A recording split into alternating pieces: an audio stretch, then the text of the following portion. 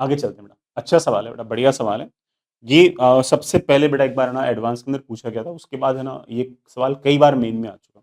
सबसे पहली बार बेटा ये एडवांस के अंदर आया था। और किसी बड़ा अगर टॉपिक ना आया तो मैं बता दूं, एंगल ऑफ रिपोज टॉपिक है, उसको अगर रिवाइज करना चाहो रिवाइज कर सकते हो, उसका सवाल है।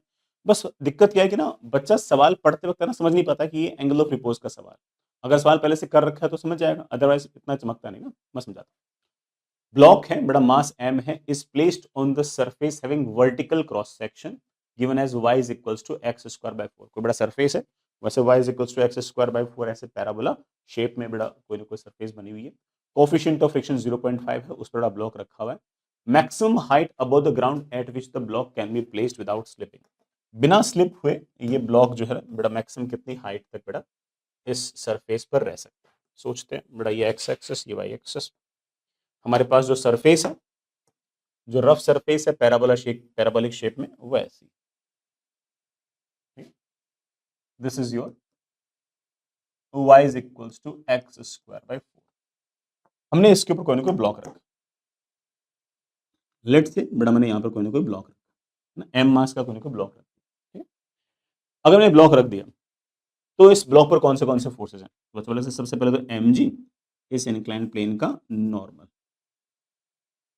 इंक्लाइन प्लेन का क्या होता है? इस सरफेस का नॉर्मल, इस सरफेस के द्वारा लगाया गया नॉर्मल mg, और ऑफ कोर्स फ्रिक्शन भी लगेगा, स्टैटिक लगेगा अगर नहीं गिर रहा तो। इसको थोड़ा सा इमेजिन करने के लिए मैंने ऐसा कर लिया कि मैंने ना यहां पर ऐसे एक टेंजेंट खींच दिया, एंड लेट्स से कि ये वाला जो टेंजेंट है ना, ये हॉरिजॉन्टल से एंगल बना रहा है थीटा।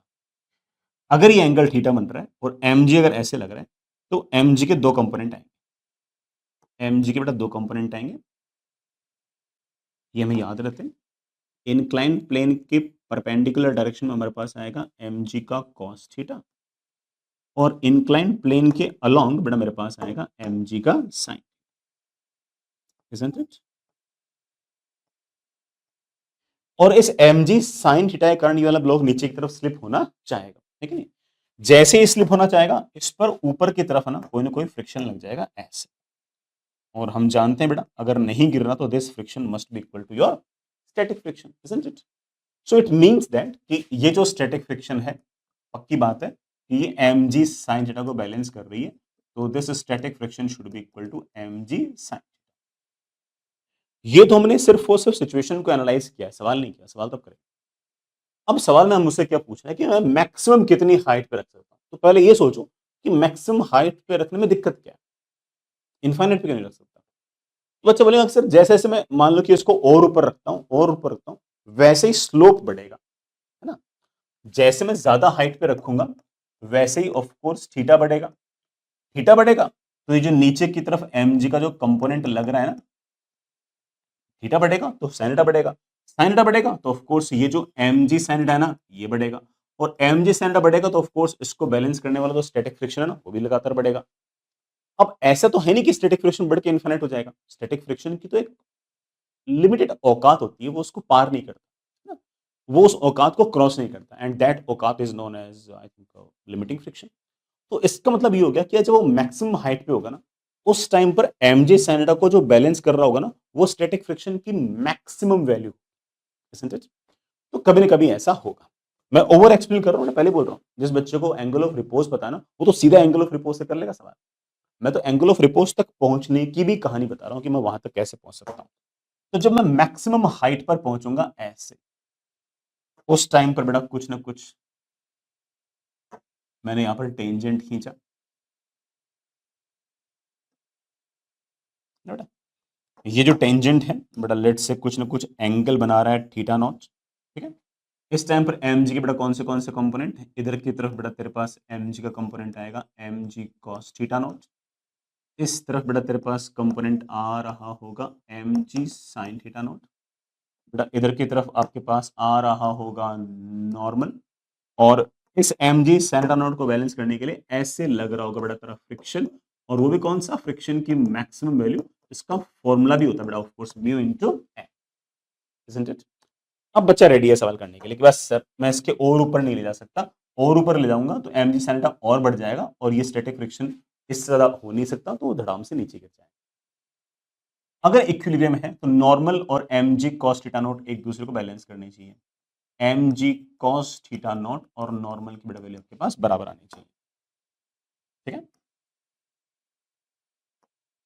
इंक्लाइन प्लेन की अलोंग अगर देखें तो फ्रिक्शन और mg sin theta naught balance कर रहे हैं। स्टैटिक फ्रिक्शन की मैक्सिमम वैल्यू और mg sin थीटा नॉट एक दूसरे को बैलेंस कर रहे हैं। स्टैटिक फ्रिक्शन की मैक्सिमम वैल्यू का फॉर्मूला होता है म्यू इनटू नॉर्मल, और नॉर्मल की बेटा मेरे पास वैल्यू है mg cos theta naught. mg बेटा कैंसिल, और यहां से बेटा मेरे पास बड़ा आराम से आ गया tan theta not equals to mu.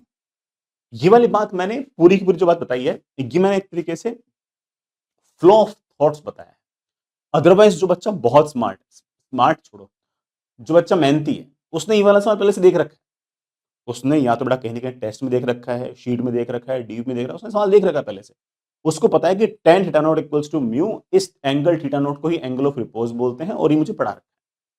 अब बच्चा बोलेगा सर मैं पढ़े ये थीटा नॉट कैसे निकालूं? बेटा किसी भी कर्व के अंदर tan थीटा नॉट कैसे निकालते हैं?